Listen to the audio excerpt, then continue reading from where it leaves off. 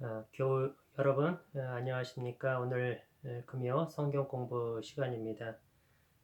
구약 성경에 나타난 하나님의 구원 역사를 함께 살펴보고 있습니다. 지난 시간까지 우리 창세기를 보았고요. 오늘은 우리 출애굽기부터 신명기까지 걸쳐 있는 그런 내용들 속에서 하나님의 구원 역사가 어떻게 또 성경 속에서 구약 성경 속에 나타나 있는지를 함께 대략적으로나마 주요한 그러나 주요한 그런 내용들과 또 사건들을 중심으로 하여 함께 살펴보도록 하겠습니다. 출애굽기 1장은 이제 요셉이 애굽의 국무총리로 있을 때에 야곱이 그 자손들을 데리고 애굽 이집트로 내려가서 그 고센이라는 지역에서 함께 살게 됩니다. 그때에 함께 내려간 사람의 수가 70명이다라고 이렇게 기록을 하고 있는데 바로 그러한 내용으로부터 출애굽기는 시작을 하고 있습니다. 이 70명이 내려갔는데 그런데 애굽에서 이집트에서 이렇게 지내는 동안 그 수가 굉장히 많이 불어나게 되고 큰 민족을 이루게 되었습니다. 그래서 70명의 라는 한 부족에서 수많은 수십만 명의 한 민족으로 크게 성장하는 그러한 내용으로 이제 출애굽기가 시작을 하고 있는데 1장 7절에서 그렇게 이렇게 기록하고 있습니다. 이스라엘 자손은 생육하고 불어나 번성하고 매우 강하여 온 땅에 가득하게 되었더라. 부족에서 하나의 부족에서 민족으로 성장하고 발전하게 된 그 모습을 우리가 보게 됩니다. 하나님께서 아브라함에게 하신 그 약속이 이루어지고 성취되고 있는 것을 이 말씀 속에서 우리가 볼 수 있는 것이죠. 내가 너로 큰 민족을 이루겠다. 내 후손을 하늘의 별과 바다의 모래와 같이 많게 하겠다. 라는 이 복을 약속을 하나님께서 이루신 것을 보게 됩니다. 물론 이제 이것으로 끝나지 않죠. 이스라엘 민족은 더더욱 큰 민족으로 번성하게 되고 그리고 이것이 영적인 면에서는 아브라함을 잇는 아브라함은 하나님의 택하신 자요 하나님을 섬기는 자죠. 그렇게 그러한 영적인 면에서 볼 때 아브라함을 통한 이 하나님의 약속은 풍성하게 이루어졌고 지금도 이루어져 가고 우리 주님이 다시 오시는 날까지 그 약속은 계속하여 이루어져 가게 될 것입니다. 하나님께서 하신 말씀들을 헛되이 돌아오지 않게 하시고 그 말씀이 열매를 맺고 성취되도록 하나님께서 함께 하시는 것이죠. 그렇기 때문에 땅의 모든 족속이 너로 말미암아 복을 받으리라는 이 말씀 또한 그렇게 이루어지고 이루어지게 되어가고 이제 구약을 통하여서 그리고 신약 시대를 살고 있는 우리는 이미 그 약속의 성취가 된 그 약속이 성취된 시대를 살고 있습니다. 그리고 지금도 그것이 이루어져 가고 있는 그러한 그 사실들을 우리의 삶 속에서 우리 또 함께 보면서 또 경험하고 확인하며 우리가 살아가고 있는 것이죠. 이렇게 이스라엘 민족이 이제 크게 번성하게 되자 이제 요셉을 알지 못하는 왕이 바로 이집트의 바로로 등극을 하게 됩니다. 출애굽기 1장 8절에 보면 요셉을 알지 못하는 새 왕이 일어나 애굽을 다스리더니 이렇게 기록하고 있습니다. 그러니까 이 요셉을 알지 못하는 왕, 이집트의 18왕조에 해당되는 아흐모세라는 그러한 파라오입니다. 예. 네, 이 파라오 아흐모세 때에 이제 큰 이제 이스라엘 민족들이 큰 박해를 받게 되고 이제 고난을 겪게 되고 그들의 신분이 이제 종으로 노예로 전락하게 됩니다.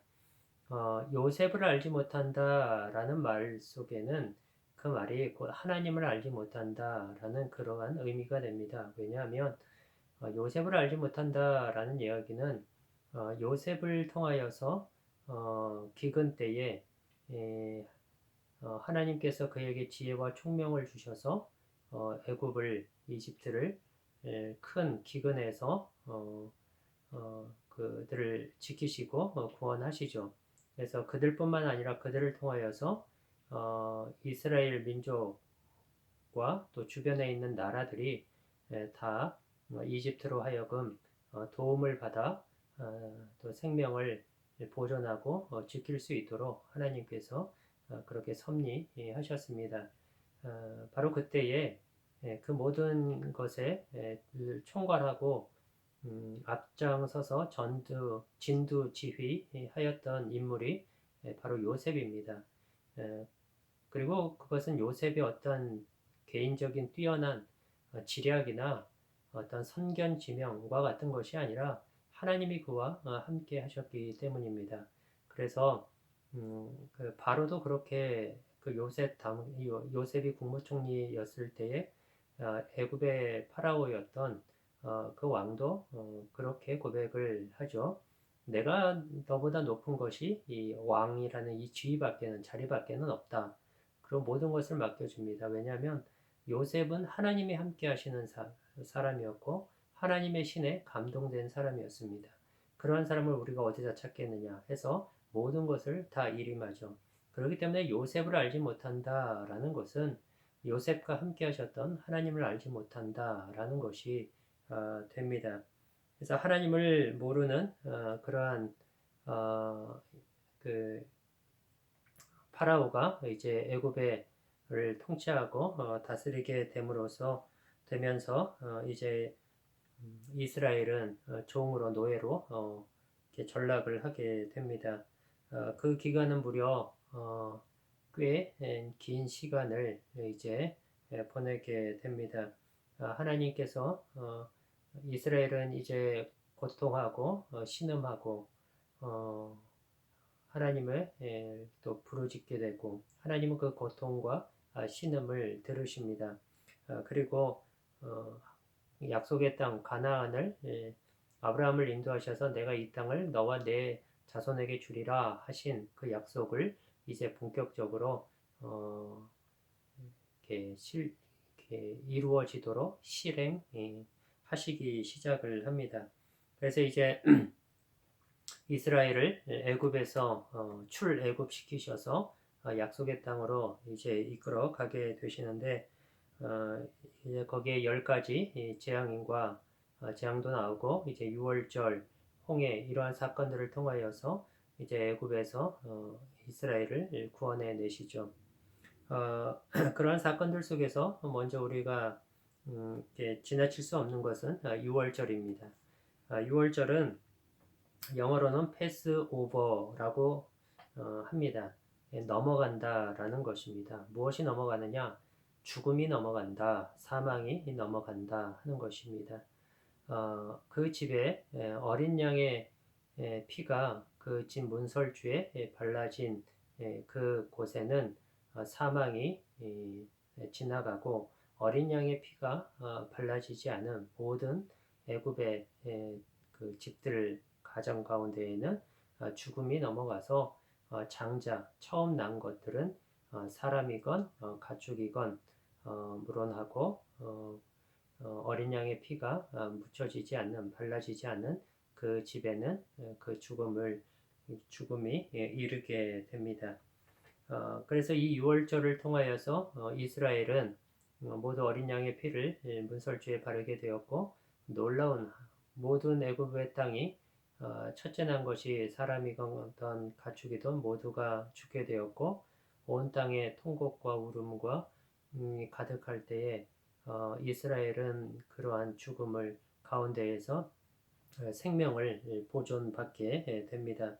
그래서 하나님께서는 이 유월절을 이 날을 기억하여서 이스라엘로 하여금 대대로 영원히 지킬 규례로 삼도록 명하십니다. 신약 성경에 오면은 바로 이 어린 양의 피가 상징하는 것이 바로 가리키는 것이 예수 그리스도이시다는 것을 밝히고 있습니다. 예수님은 하나님의 세상을 구원하시기 위하여 사망과 죄와 사망에서 구원하셔서 영원한 생명을 주시기 위하여 이 땅에 오신 어린 양이시다라고 그렇게 선언합니다. 요한복음 1장 20절에서 세례요한이 예수님을 향해 그렇게 증언하였죠. 보라, 세상 죄를 지고 가는 하나님의 어린 양이로다. 예수님은 어린 양으로 이 세상에 오셨습니다. 그분이 우리 죄를 위해서 피 흘려 죽으시고 우리를 죄에서 구원하여 사망이 우리에게서 넘어가게 하시고 영원한 생명을 얻게 하신 유월절 어린 양이신 것이죠. 그래서 이 유월절의 사건은 바로 이제 장차 하나님의 아들이 오셔서 어떠한 분으로 이 땅에 오시게 되고 그분이 어떠한 일들을 우리에게 행하실지를 사실은 미리 보여주고 있는 그러한 사건이 되는 것이죠. 그리고 6월절 말고 또 10가지 재앙과 홍해라는 사건들도 우리가 이렇게 생각을 할 수가 있습니다. 10가지 재앙, 날강을 피로 바꾸고 개구리, 파리, 그리고 메뚜기, 흑암, 황충, 흑암, 우박, 이러한 것들, 그리고 장자의 죽음, 그리고 홍해는 바다가 갈라지는 사건이고, 이러한 것들은 다 자연 현상들과 관계가 있지요. 그런데 하나님께서는 모든 것들을 통해서 바로 이 모든 자연을 다스리고 통치하시는 분이 바로 하나님이시다는 것을 우리에게 보여주고 가르쳐 줍니다. 뿐만 아니라 모든 생명을 주관자가 바로 하나님이시다는 것을 이러한 출애굽 과정 속에서 나타난 10가지 재앙과 홍해 이러한 사건들을 통하여 우리가 생각을 할 수 있습니다. 뿐만 아니라 애굽에 있었던 그 10가지 재앙은 애굽인들의 그 애굽의 종교와도 관련이 있습니다. 그 종교적인 신앙과 관련한 것들에 재앙이 내려졌다라는 것은 애굽이 섬기는 신이라 여기며 섬기는 것들은 진정한 신이 아니고 하나의 우상이요 피조물에 불과한 것들에 지나지 않으며 그것은 진정한 진정한 하나님은 오직 자연 만물과 모든 생명을 주관하시는 이스라엘의 하나님, 창조주 하나님 그분 뿐이시다는 것을 이렇게 증거하고 선언을 하고 있는 것이죠. 그래서 하나님만이 유일하신 참 하나님이요 모든 자연과 세계와 우주를 통치하시고 다스리시는 분이심을 그 10가지 재앙과 홍해라는 이러한 사건들을 통하여서 우리에게 선포하고 있는 것입니다. 그러한 위대하신 하나님, 능력의 하나님, 크고 높으신 그 하나님은 바로 우주의 통치자일 뿐만 아니라 약속을 지키시는 분이시다라는 것을 이스라엘은 이렇게 놀랍게 경험을 하게 됩니다. 온 우주 만물을 창조하시고 통치하시고 다스리시며 모든 자연과 생명까지도 주관하시는 그 유일하신 참 하나님은 이스라엘을 택하신 하나님이시요 그들을 이제 구원하시기 위하여 찾아오신 하나님이시요 그들에게 하신 약속, 선조들에게 하셨던, 조상들에게 하셨던 약속을 지키시는 신실한 분이시다는 것을 이스라엘 백성들 입장에서는 그것을 확인하고 경험하게 되는 놀라운 사건이 이 출애굽입니다. 그러니까 이스라엘 백성들의 그 마음이나 어떤 생각, 그들이 느끼는 것들은 사뭇 다를 수밖에 없죠. 그 크고 위대하신 하나님, 당대에는요, 각 나라에, 각 민족마다 신이 있었습니다. 그러니까 각 민족이 그 전쟁을 치르게 되면은요, 그 전쟁은 전쟁이 제일 앞에 앞서 세우는 것이 뭐냐면 그 자기들이 섬기는 그런 신이에요. 그러니까 전쟁의 그 승패는 곧 신의 싸움이 되는 것입니다. 그러니까 전쟁에서 이기면 이긴 민족의 신이 패배한 민족의 신보다는 더 세고 강한 신이 되는 것입니다. 그러니까 모든 민족이 이렇게 다신교죠. 모든 주변의 나라들, 세상이 다 각자의 신앙과 어떤 신들을 가지고 있는 그런 그 세대 속에 이스라엘 백성이 있는 것입니다. 그런데 그러한 곳에 하나님께서 이 놀라운 일들을 행하심으로 하나님은 다만 어떤 그 애굽의 신보다 강하신 하나님 그런 신의 정도가 아니라 온 자연과 만물과 생명을 주관하시고 통치하시며 또한 인격적인로 말씀하시고 약속하신 말씀하신 것을 또 지키시는 또 신실하신 분이시다 하는 것들을 이스라엘 백성들에게 보여주고 계시는 것이죠. 그러니까 이스라엘 백성들이 그 경험한 하나님은 참으로 놀랍고 크신 온 우주의 하나님이시자 자신들에게는 그 크고 위대하신 하나님이 자신들과 함께 하시는 굉장히 친밀하고 가까운 그러한 하나님. 그래서 우리말로 표현하자면 하나님 아버지. 예수님이 주기도문에서 그렇게 가르쳐 주시지 않았습니까?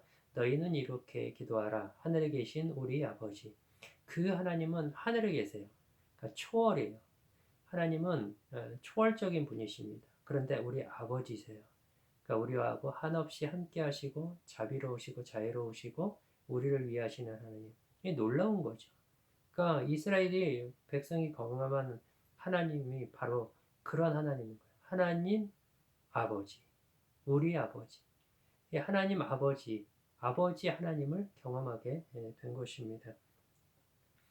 이 위대한 그러한 어떤 하나님을 경험하며 이스라엘 백성들은 이제 애굽에서 나오게 되고 그러한 약속들이 를 지키시고 하시는 그런 하나님을 보면서 그들은 이제 장차 하나님이 약속하여 주셨던 그 모든 민족이 그들로 말미암아 복을 얻게 되리라는 이 약속을 또한 성취하실 수 있고 또 성취하시리라는 그런 확신과 믿음을 그들은 가질 수가 있었겠죠.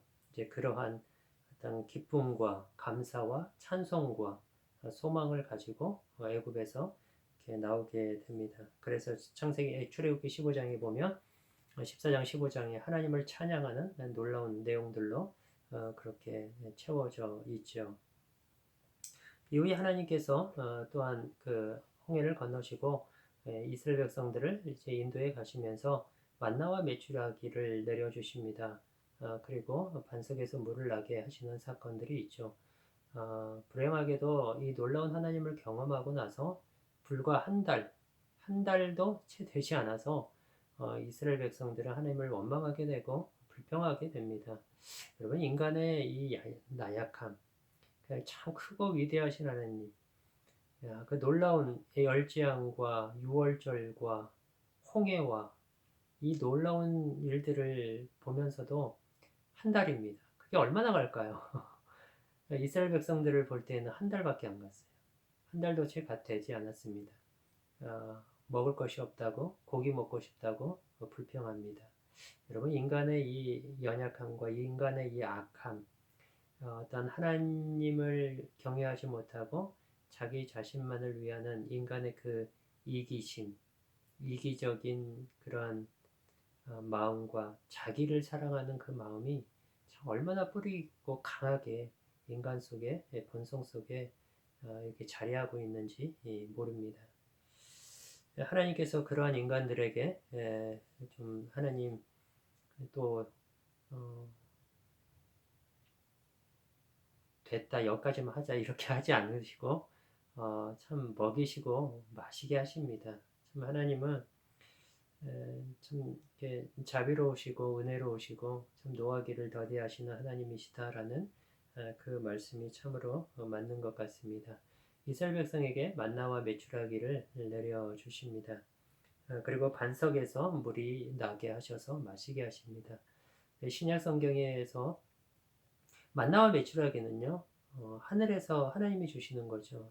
동풍을 불러서 메추라기 떼를 오게 하고 아침에 자고 일어나면 온 들판에 만나가 이렇게 하늘에서 이렇게 내려오는 그러한 온 들판에 가득하게 되죠. 이 만나와 메추라기는 하늘에서 하나님이 내려주시는 그런 양식인 것이죠.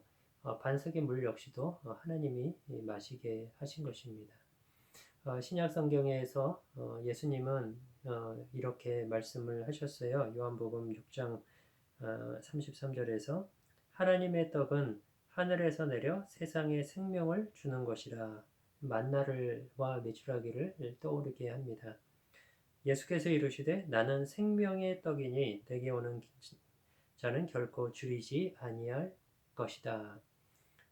하나님께서 만나와 메추라기를 하늘에서 내리셔서 이스라엘 백성을 먹이셨듯이 예수님 바로 그 하늘의 만나와 메추라기로 이 땅에 오셨다라는 것입니다. 그래서 모든 사람에게 영생을, 생명을 줄이지 않는 영원히 굶거나 배고프지 않는 진정한 생명과 양식이 되어 주셨다 하는 것입니다. 만나와 메추라기는 장차 하나님께서 이 땅 세상의 모든 사람들을 구원하시고 그 사람들을 영원한 생명으로 만족시키실 예수 그리스도를 사실은 보여주고 있는 것이죠.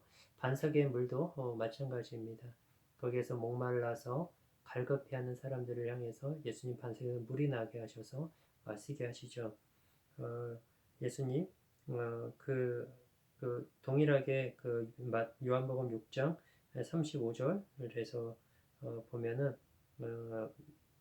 그 나는 정확하게 기억이 안 나는데 여기 제가 이걸 써놓지 않아가지고 한번 찾아서 제가 읽겠습니다. 요한복음 6장 35절에서 나를 믿는 자는 영원히 목마르지 아니하리라 그럽니다. 나를 믿는 자는 영원히 목마르지 아니하리라. 예수님은 생명의 어떤 그 물로 오신 것이죠. 그 요한복음 4장에도 보면 4장 14절에 이 물을 마시는 자마다 다시 목마르려니와 내가 주는 물을 마시는 자는 영원히 마르지 아니하리니 내가 주는 물은 그 속에서 영생하도록 솟아나는 샘물이 되리라. 영생의 샘물, 영생수 이런 좋은 표현들은 다 이단들이 써가지고 참 그 말들이 참 우리로 하여금 선입견과 편견을 갖게 만들어 버렸는데 되게 좋은 말이죠. 영생수, 영원한 생명의 물이 되시는 것이죠. 그래서 그러니까 이 만나와 메추라기 반석의 물이 다 장차 오실 어떤 예수 그리스도를 우리에게 또한 비추어 있다라는 사실입니다. 예수님 그렇게 이스라엘 백성들을 인도하시면서 이제 그 약속의 땅으로 바로 이끌어 가시지 않으시고 신의 산으로 그들을 인도해 가십니다. 놀라운 구원을 경험한 이스라엘은 신의 산으로 인도함을 받았고 이제 그곳에서 하나님과 언약을 맺게 됩니다. 그것을 가리켜 신의 산 언약이라고 그렇게 부릅니다. 이제 하나님은 이스라엘을 향하여서 너희는 제사장 나라요 거룩한 백성이다 라고 하셨습니다. 이는 이제 그들이 이스라엘 백성이 하나님의 백성으로서 하나님을 섬기며 다른 민족들을 향하여서는 제사장 민족으로서의 역할과 책임을 감당해야 함을 의미하는 것이죠. 그래서 출애굽기 19장 5절에서 6절에 보면 너희가 내 말을 잘 듣고 내 언약을 지키면 너희는 모든 민족 중에서 내 소유가 되겠고 너희가 내게 대하여 제사장 나라가 되며 거룩한 백성이 되리라 하셨습니다. 이제 이것이 우리 신약 시대에도 동일하죠. 그리스도를 믿는 모든 사람들은 하나님의 백성이요, 하나님의 나라요, 하나님의 제사장입니다. 베드로전서 2장 9절 이하에서 그러나 너희는 택하신 족속이요 왕같은 제사장들이요 거룩한 나라요 그의 소유가 된 백성이니 이는 너희를 어두운 데서 불러내어 그의 기이한 빛에 들어가게 하신 이 아름다운 덕을 선포하게 하려 하심이라. 너희가 전에는 백성이 아니더니 이제는 하나님의 백성이요 전에는 긍휼을 얻지 못하였더니 이제는 긍휼을 얻은 자니라. 출애굽한 이스라엘 백성들을 신의 산으로 부르셔서 언약을 맺으시며 그들을 거룩한 백성이요 거룩한 나라요 제사장 민족으로 하나님 삼으셨습니다. 그것은 장차 이제 예수 그리스도를 통하여서 새 언약을 맺으심으로 우리를 신약의 그리스도인들 교회를 거룩한 백성이요 제사장 나라로 이 땅 가운데에서 서게 하시는 것입니다. 그래서 이스라엘에게 요구하시는 것, 하나님을 섬기고 이제 하나님의 백성으로 하나님의 율법을 지키며 하나님 앞에 순종하고 거룩한 삶을 통하여 하나님의 은혜와 복을 누리고 그것으로 인하여 주변에 있는 민족들이 이스라엘 백성을 보며 그 은혜와 복을 사모하고 함께 하나님 앞에 나와서 하나님을 찾게 되고 하나님의 은혜를 구하며 주님 앞에 돌아오게 됨으로써 그들 역시도 구원을 얻어 하나님의 거룩한 자녀가 되어 그 복과 은혜를 누리도록 그리하여 아브라함에게 하셨던 약속 땅의 모든 족속이 너로 말미암아 복을 얻으리라는 그 말씀이 이스라엘 민족을 통하여 성취되도록 하시기 위하여 하나님께서 이스라엘을 구원하셨고 부르신 것이죠. 그리고 그것을 다시 한번 신의 산 언약을 통하여서 다시금 상기시키고 그들의 정체성을 확인케 하시는 것입니다. 이러한 은혜들이 이러한 정체성의 확인들은 오늘날 우리에게도 동일하게 주어지는 것입니다. 우리가 거룩한 백성이요. 그래서 세상이 우리를 통하여서 램프교회를 통하여서 그리고 저와 우리 성도님들을 통하여서 우리를 보고 또 우리를 어떤 우리의 삶을 보며 또 우리를 통해서 하나님 앞에 그들이 나오고 은혜를 구하고 그래서 하나님의 은혜와 복을 그들도 누릴 수 있도록 하는 그러한 제사장 나라요 택하신 족속으로 우리가 살도록 하나님이 우리를 이 세상 가운데에 부르셨다 하는 것이죠. 그런데 그 사명들을 생각하면 참 우리의 현재 우리의 오늘날의 교회의 모습들 그리고 우리의 모습들은 얼마나 거기에 부합하고 합당한 그런 삶이 되고 있는가를 우리가 반성해 보지 않을 수가 없습니다. 과연 우리의 모습을 통해서 나의 모습을 통해서 사람들은 정말 하나님을 알고 싶어 할 만큼 그렇게 나는 거룩하고 또 온전하게 살아가고 있는가라는 것을 우리가 볼 때에 참 우리에게 영적인 새로운 각성과 또 갱신이 필요하지 않나라는 그러한 생각 해보게 됩니다. 하나님께서 시내산에 이스라엘 백성을 인도하시고 그곳에 이제 모세를 통해서 그들에게 율법을 주십니다. 율법은 애굽에서 400년 동안 몸에 배인 모든 우상 숭배와 이교 사상을 이스라엘 안에서 제거하고 앞으로 이제 가서 차지하게 될 그 가나안 땅에 살고 있는 그 민족들의 이교 신앙으로부터 또 그들을 보호하고 거룩한 백성으로 살아가도록 도우며 인도하는 삶의 원리이자 표준으로 하나님께서 주신 그러한 것입니다. 이스라엘은 하나님을 경외하고 하나님의 말씀에 순종함으로 모든 민족 앞에서 제사장 나라로서의 그런 하나님을 증거하고 그들이 하나님께로 나와 은혜를 구하고 말씀드렸던 것처럼 동일한 하나님의 은혜와 복을 누리도록 하는 그런 복의 통로가 되어야 하는 것입니다.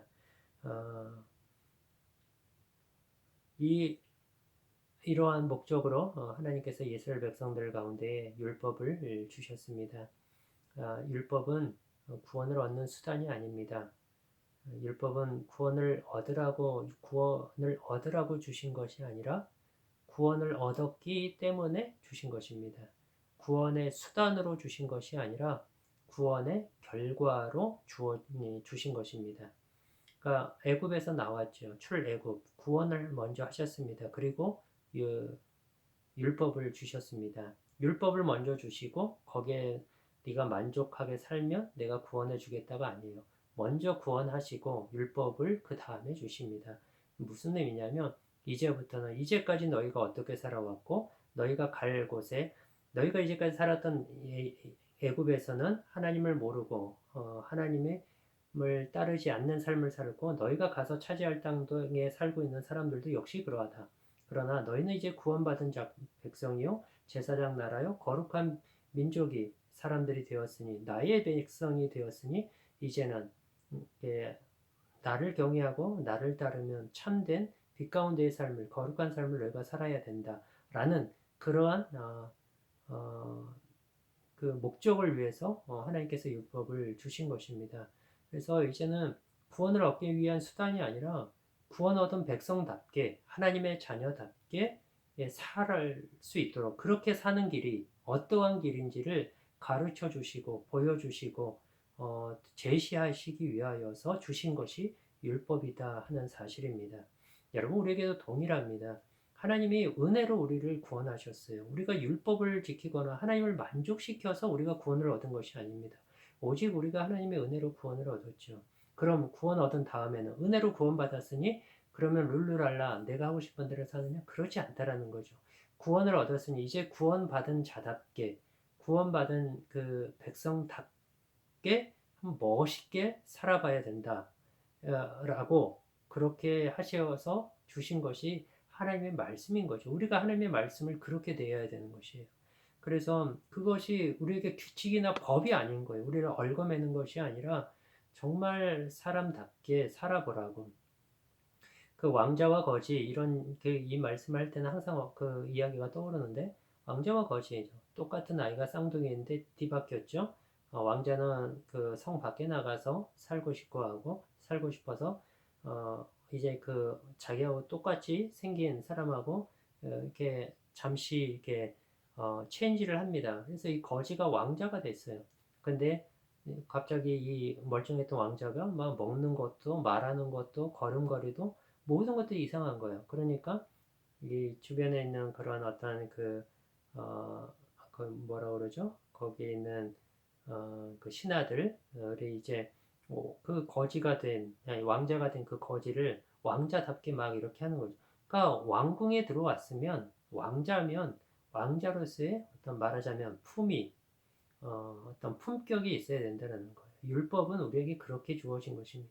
그러니까 하나님의 말씀은 우리에게 얽어매라고 주는 것이 아니라 정말 이렇게 품이 있고 품격이 있는 하나님의 백성답게 살도록. 그래서 이 말씀은 우리에게 참 우리가 얼마나 명예롭고 복되고 영광스럽게 살 수 있는가를 우리에게 보여주고 있는 거예요. 너희가 이제는 그렇게 살 수 있는 자녀가 되었으니 그러한 삶을 한번 살아보라. 그렇게 우리가 여겨야 되는 것이 하나님의 말씀을 그렇게 여겨야 되는 것이 맞습니다. 네, 이제 어쨌든 이 율법은 그러나 이스라엘 백성이 이 율법에 결국은 실패를 하죠. 근데 이 율법은 을 지키면 하나님의 앞에 완전한 그런 어떤 모습으로 이렇게 서게 되는 것이 되죠. 근데 이스라엘 백성은 실패하게 되고 나중에 이제 예수님이 오시죠. 예수님이 그 율법을 완성하러 오셨다 그럽니다. 그러니까 인간이 실패하여 지키지 못하는 율법을 하나님 예수님은 온전하게 지키시죠. 그래서 온전한 순종으로 율법을 완성을 하십니다. 그래서 그 예수님을 통하여서 우리도 같이 그 율법에 순종하고 완성한 자로 여김을 받고 이제는 구원받은 자로서 그 사람에 걸맞게 그 말씀을 따라서 우리가 살아가게 되는 것이죠. 그 다음에 주신 것이 율법 다음에 제사 제도를 주셨습니다. 하나님은 율법뿐만 아니라 제사 제도도 주셨습니다. 이스라엘은 죄를 지었을 때에 반드시 속죄 제사를 드려야 했고 하나님 앞에 나아갈 때 예배 그 예물을 드리며 헌신과 감사를 표하도록 그렇게 명령을 받았습니다. 여러분 율법이 하나님과 동행하는 법을 우리에게 가르쳐 준다라고 말한다면 제사 제도는 하나님을 섬기는 법을 우리에게 가르쳐 주는 거예요. 하나님을 예배하는 거. 어떻게 하나님을 예배하고 하나님을 섬길지.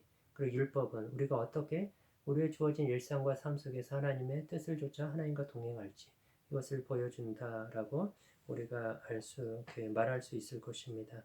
그러니까 이 제사 제도를 통하여서 이스라엘 백성들 하나님 앞에 나갈 때 제사 제도를 통하여서 그들은 자신이 항상 죄인인가를 깨닫게 됩니다. 인식하게 되죠. 그래서 제사가 없이는 하나님 앞에 나아갈 수가 없고 그걸 통해서 자신은 죄인임을 깨닫는과 동시에 하나님은 얼마나 죄를 미워하시는지 얼마나 하나님은 거룩한 분이신지를 또한 동시에 깨닫습니다. 그래서 우리로 하여금 이스라엘로 하여금 죄를 미워하고 또 하나님의 거룩하심을 본받아 거룩하게 되는 그런 삶의 도전을 제사를 통하여서 받게 되는 것이죠. 그러나 이 제사는 사실은 불완전한 것이죠.